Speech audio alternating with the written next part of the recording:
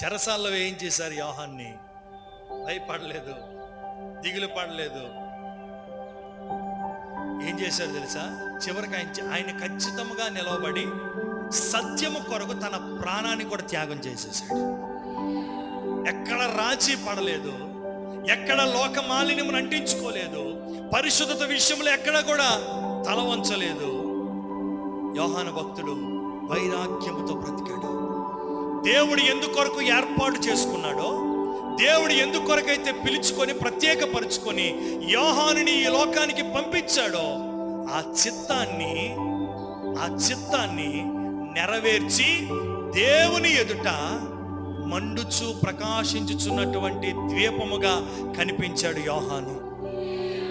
ప్రభువే సాక్ష్యం ఇచ్చాడు యోహాను గురించి, ఇతడు మండుచు ప్రకాశించుచున్నటువంటి ద్వీపముగా ఉన్నాడని.